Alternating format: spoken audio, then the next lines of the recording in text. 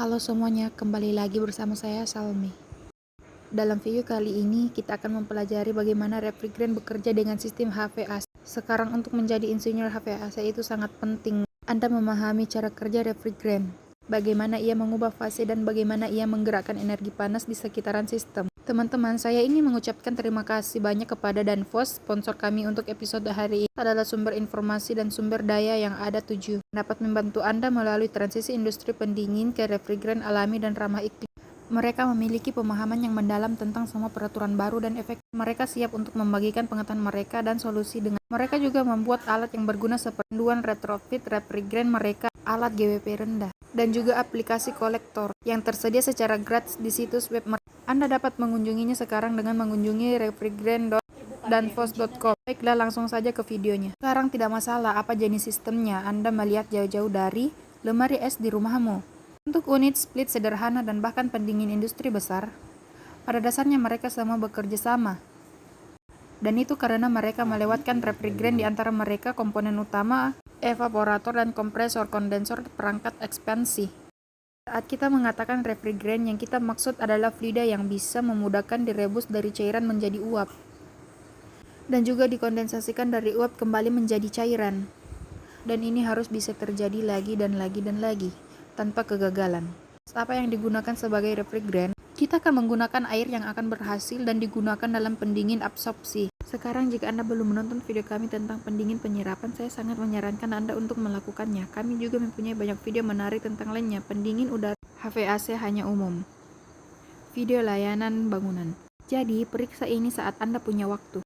Tapi alasan kami biasanya tidak menggunakan air yang sama karena ada unit pendinginan yang dibuat khusus, refrigerant yang dirancang khusus untuk tugas ini, sehingga mereka dapat bekerja lebih baik. Di layar Anda akan melihat beberapa yang lebih umum. Refrigerant yang digunakan saat ini yaitu adalah R22-134A dan R410A. Jika Anda tidak tahu apa arti angka R, maka jangan khawatir, kita akan membuka filenya berbagai jenis zat pendingin di video berikut bersama dengan pro dan kontra mereka, terutama potensi dampak terhadap lingkungan. Seperti yang Anda lihat di layar, refrigerant ini memiliki titik didih yang sangat rendah dibandingkan dengan air. Jadi mereka membutuhkan sedikit panas untuk dan menguap menjadi uap, dan ini berarti mereka dapat mengekstrak panas lebih cepat. Anda dapat melihat bahwa pada tekanan atmosfer kemudian mendidih, titik air adalah 100 derajat Celcius atau 212 derajat Fahrenheit, tapi R134A memiliki titik didih yang adil, minus 26,3 derajat Celcius atau minus 15,34 derajat Fahrenheit. Jadi kita bisa menggunakan suhu ruangan untuk merebusnya dan hilangkan panas dari ruangan dan menyebarkan ke atmosfer. Tapi sekarang, mari kita lihat bagaimana refrigerantnya benar-benar bergerak di sekitaran sistem. Jika kita akan memulai dengan kompresor, karena itu kekuatan pendorong refrigerant mendorongnya di sekitaran sistem.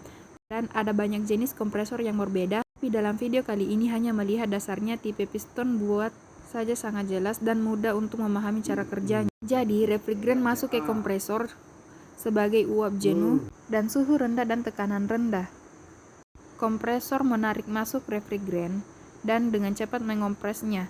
Ini memaksa molekul bersama. Jadi jumlah molekul yang masuk ke ruangan yang lebih kecil. Ini meningkatkan laju tumbukan molekul karena mereka terus-menerus terpental. Saat mereka bertabrakan, mereka merubah milik mereka energi kinetik menjadi energi panas. Pada saat yang sama, semua energi yang dimasukkan oleh kompresor diubah menjadi energi internal di dalam refrigerant. Ini menghasilkan refrigerant peningkatan energi internal, entalpi, suhu dan tekanan. Dan Anda akan tahu ini jika Anda pernah menggunakan pompa sepeda. Pompa menjadi sangat panas saat tekanan meningkat. Refrigerant sekarang berasal dari kompresor, sekitar ke dalam kondensor. Kondensor adalah tempat sama panas yang tidak diinginkan dibuang keluar ke atmosfer. Ini akan mencakup sebuah panas dari gedung serta panas dari kompresor. Refrigerant memasuki kondensor, suhu harus lebih tinggi daripada udara di sekitarnya agar panas berpindah. Semakin besar perbedaan suhu, semakin mudah perpindahan panasnya. Refrigerant masuk sebagai uap super panas pada tekanan tinggi dan suhu tinggi, dan itu melewati tabung kondensor. Kipas akan meniup udara ke seluruh kondensor untuk menghilangkan panas, seperti meniup sesendok sup panas untuk mendinginkannya. Saat udara bertiup melintas tabung, ia akan menghilangkan energi panas dari refrigeran.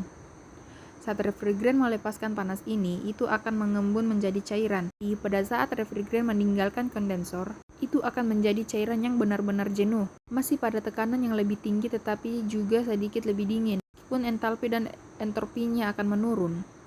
Sekarang Anda akan melihat ini. Jika Anda menuangkan air mendidih ke dalam gelas, Anda akan melihat semua uap keluar darinya, dan juga uap saat bersentuh dengan kaca yang bersuhu lebih dingin.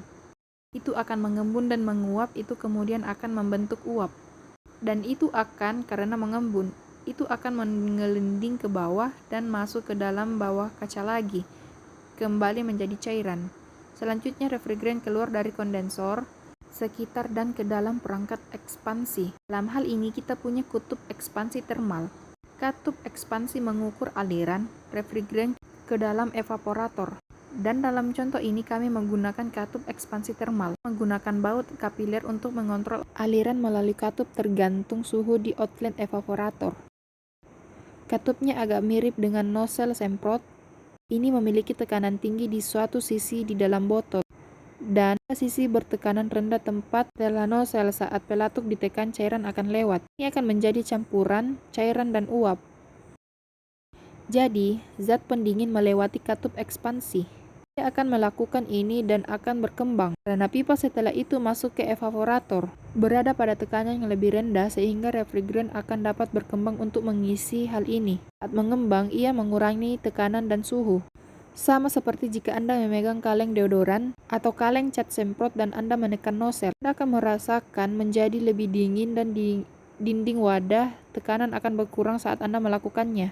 Di refrigeran akan meninggalkan katup ekspansi pada tekanan dan suhu rendah, dan itu akan langsung menuju evaporator.